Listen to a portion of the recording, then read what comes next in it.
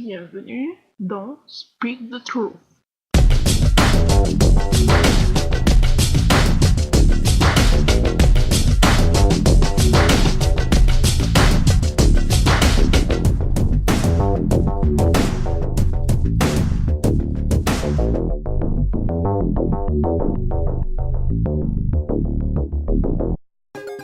Pendant que le monde se dispute pour savoir si cette robe est bleue ou noire, ou bien blanche ou dorée, j'ai des projets. Premières annonces, les émissions se feront désormais une fois toutes les 2 semaines, car, voilà, c'est pas vos affaires. Mais pas d'inquiétude les amis, les épisodes seront plus longs. Au mieux, de 5 minutes par semaine, vous aurez environ 15 minutes toutes les 2 semaines, donc vous gagnerez en contenu. Deuxième annonce. On en a tous marre de ce décor sombre là, que c'est dans le noir, même si vous le voyez pas. Et vous verrez dans 2 semaines, le décor sera plus sombre là, ça sera beau, ça sera des couleurs vives et tout. Avec des belles couleurs là, tu sais, qu'on se lève les aisselles et tout. Mais bon, pour l'instant, on s'en fout. Bonjour et bienvenue dans cette 4e édition de Vous savez le nom, donc j'ai pas besoin de vous le dire, merde. Aujourd'hui, on va parler de l'histoire du jeu vidéo. Bon, aujourd'hui, j'aimerais commencer cette émission par vous faire un bisou à chacun, car vous m'avez manqué depuis la dernière émission qu'on a tournée. Donc voilà, un bisou. Non, même mieux, on va faire une orgie. En fait, non, on va se contenter des bisous. Parce que sinon, je vais avoir des problèmes. Des boutons. Et sur le pénis, des boutons là, parce que t'as mis ton... Bon, on va commencer avec l'année 1951 de l'histoire du jeu vidéo. Ralph Beer est chargé de concevoir la meilleure télévision du monde. Mais bon, c'est en 1951, depuis on a les écrans plasma et tout. Il propose à l'entreprise d'y intégrer un module de jeu. Mais les gens, ils ont dit « Mais voyons monsieur, mais c'est de la merde !» Donc du coup, c'est refusé en gros. Il est souvent considéré comme l'homme qui a eu l'idée du jeu vidéo, mais il ne l'a pas créé, donc tu l'as dans le cul. En 1952, Sandy Douglas a réalisé le premier jeu vidéo. Et bim, Ralph! Oh, qu'est-ce que tu vas faire? Tu m'expliques? Oh, comme il t'a mis KO! Pardon. Et son jeu, il le sort sur Headzack, le PC de la préhistoire. Ce jeu, eh bien, c'est Oxo, un jeu de morpions. Non, ça raconte pas les morpions de ta foufoune, voyons. Mais les morpions là, tu sais là, les jeux vidéo que tu joues le dimanche après-midi avec ta mamie quand t'as rien à faire. Hein. En 1958, William Higginbotham crée Tennis for Two. C'est un jeu où tu dois envoyer une balle au-dessus d'un filet. Tiens, c'est là que Everybody Tennis a tiré son idée. Ah non, m'apprendre dans mon oreillette imaginaire. Oui, imaginaire! Tu crois que j'ai assez de fric à balancer dans les fenêtres? Et non, sinon j'aurais un bon micro, putain! Bon, alors ce qu'on m'a appris à mon oreillette imaginaire, c'est qu'il y a un jeu qui se nomme pareil, qui a été créé avant, je crois. Que en gros, c'est un mec qui prend un raquette, on appelle ça le tennis, ça fait bon, je connais pas, donc on s'en fout. En 1962, un groupe d'étudiants du Massachusetts Institute of Technology programme un jeu. Space Wars, sur PDP-1. Je dirais un netbook des vieux. Space Wars met en scène 2 vaisseaux spatials qui tirent des missiles. Oui, je dis spatial tout simplement parce que j'emmerde les règles de la logique et de la raison et aussi du vocabulaire. En 1966, Ralph Beer revient, mais cette fois il est ingénieur, c'est Sanders Associates et il crée la Brown Box, un boîtier qui se connecte sur la télé. Ralph améliore son boîtier en 1968, parce que sinon ça sert à rien, pour faire marcher plusieurs jeux vidéo. Il a donc réussi son projet de 1951, mais seulement Sandy Douglas, il a pris son idée avant. Bouh!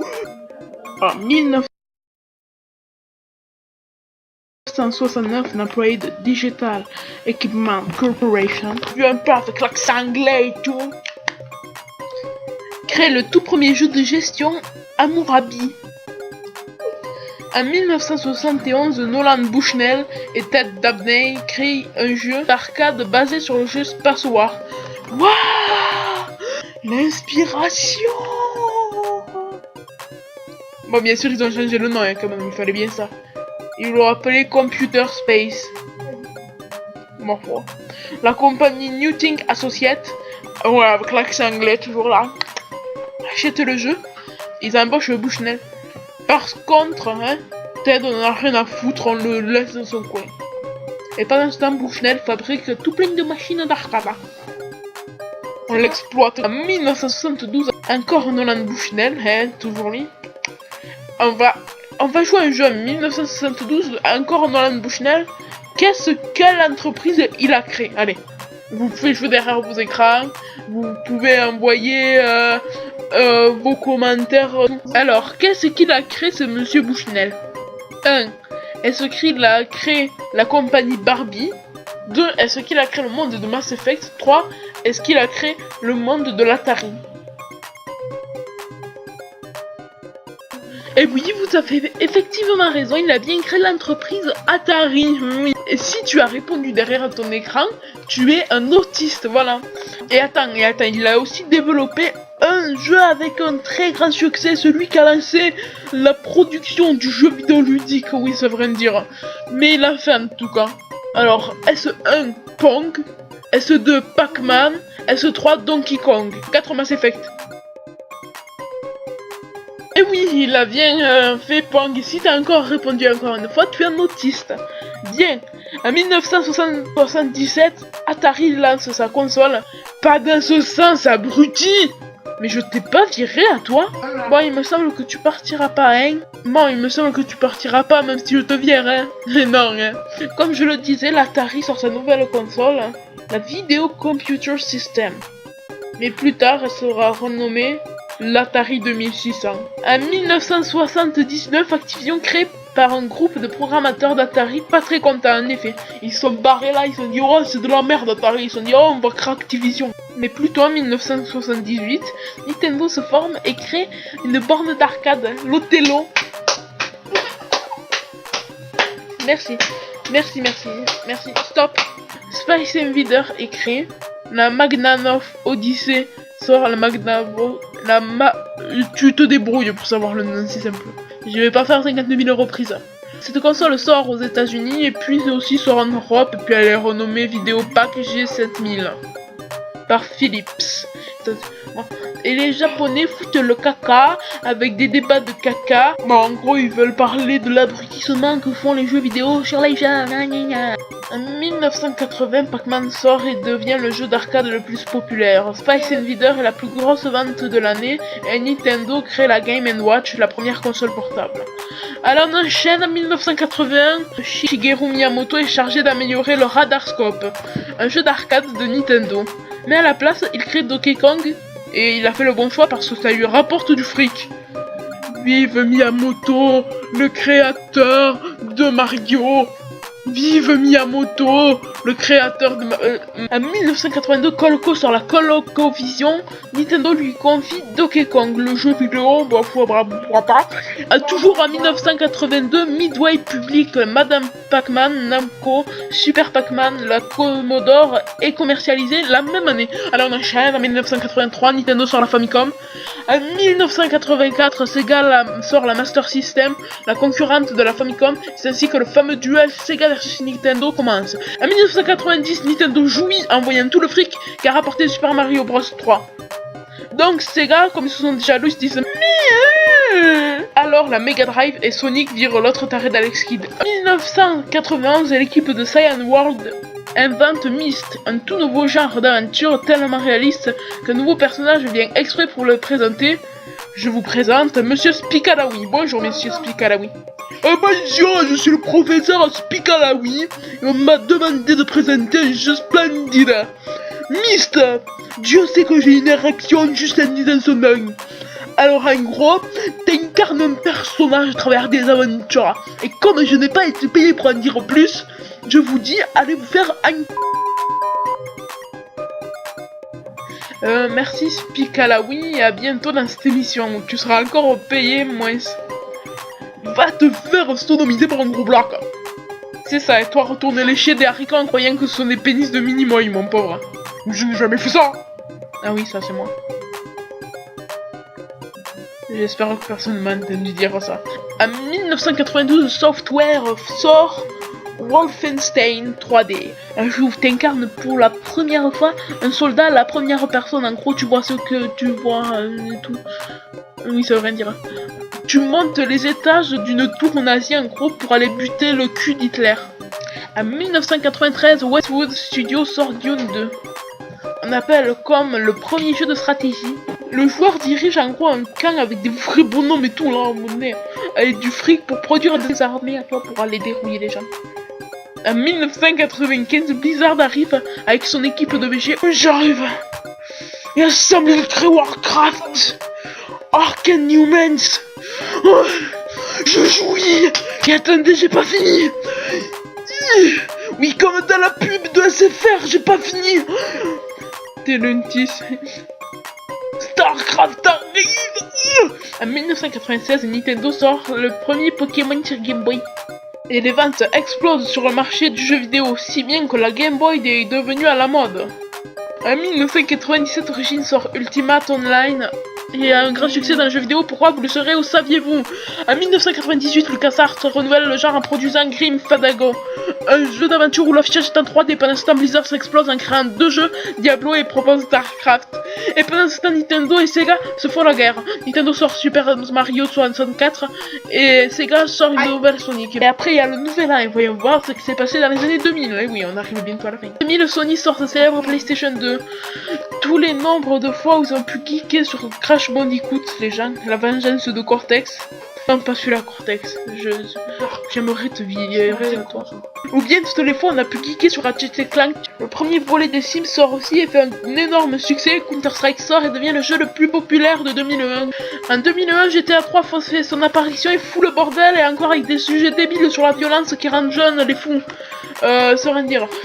C'est comme dire que je deviens loup-garou la pleine lune. Certes, ça m'arrive, mais je suis pas comme les autres. Donc bon, pendant ce temps 2001, Microsoft sort la Xbox, Nintendo sort la GameCube et aussi la Game Boy Advance. Pendant ce temps, Sega stoppe la production de la Dreamcast et retire toutes les consoles du marché du jeu vidéo. On enchaîne, parce que j'ai pas beaucoup de temps. En 2002, le Japon sorte la Xbox. Ah, les cons, ils en ont eu du retard, hein, le Japon, pour qu'ils sortent la Xbox. Et elle sort aussi en Europe la même année. Je retire ce que je viens de dire, ils sont pas cons. En 2003, Nintendo sort la Game Boy Advance SP, Infogrames rachète le nom de la marque Atari pour le plus grand malheur du joueur du grenier, et Square fusionne avec Enix pour former Square Enix. Waouh, ça c'est de l'inspiration comme on n'en voit plus. Allez, on enchaîne avec 2004, Mathias. Nintendo sort la Nintendo DS, Sony sort la PSP, une grosse merde niveau chiffre d'affaires devant la DS, la sortie de World of Warcraft, ce fameux MMO sort enfin. Et tous les Américains veulent coucher avec les gens de Blizzard tellement qu'ils sont BG. En 2005 sort la Nintendo DS en Europe, Electronic Arts acquiert 19,9% d'Ubisoft et devient supérieur. Oh yeah, la puissance et l'autorité. Nintendo sort la Game Boy et Micro pendant ce temps, et Microsoft parle de la Xbox 360. En 2006 sort la Nintendo Wii dans tout le monde, Sony parle de la PlayStation 3 et la Nintendo Lite sort, et la Xbox 360 aussi. En 2007, la PSP Slim and Lite et la PlayStation 3 sort en Europe. Vivendi Games annonce l'acquisition de la société Activision, faisant du nouvel ensemble Activision Blizzard le premier éditeur tiers mondial du jeu vidéo.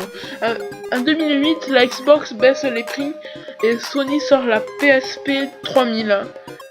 Et GTA 4 sort après des mois de médiatisation et encore des nuls qui font des débats pourris. En 2009, de la DSi sort, Square Enix rachète Eidos, Sony annonce la nouvelle PSP, la PSP Geo. Pendant ce temps, au Japon, Dragon Quest a battu un record. En effet, après 48 heures sur le marché japonais du jeu vidéo, Dragon Quest 9 a été vendu à près de 2,3 millions d'exemplaires. C'est beaucoup, beaucoup. Et en août, toujours Sony confirme la PlayStation 3 Slim.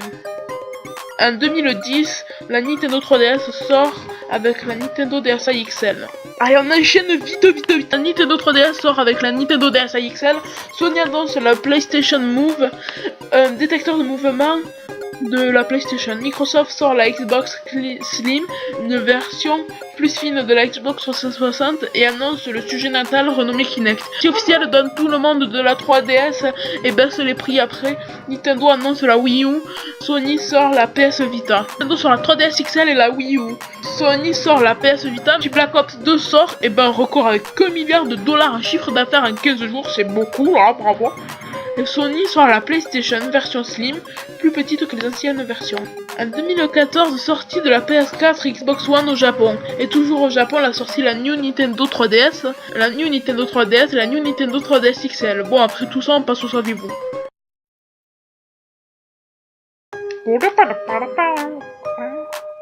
C'était le meilleur jingle du monde. Le saviez-vous, Apple a déjà produit une console P-Punk pouvant jouer en ligne sur internet. En gros, c'est vrai, et les gens ils ont dit oh là là, c'est nul. Voilà. Et en gros, c'est un échec commercial. Hein, parce que c'est nul. Et plus tard, Microsoft prend le même concept pour la Xbox. Le saviez-vous, la Master System s'appelle à la base Super Mark III. Le saviez-vous, Ultima Online est un des premiers jeux Heroic Fantasy. Et voilà, c'est terminé. À dans 2 semaines où on parlera d'un sujet inattendu. On parlera des pommes. C'est pas que j'ai plus d'inspiration, mais que beaucoup de gens me l'ont demandé. Alors on parlera de la pomme. C'est intéressant. Bon, moi je me casse.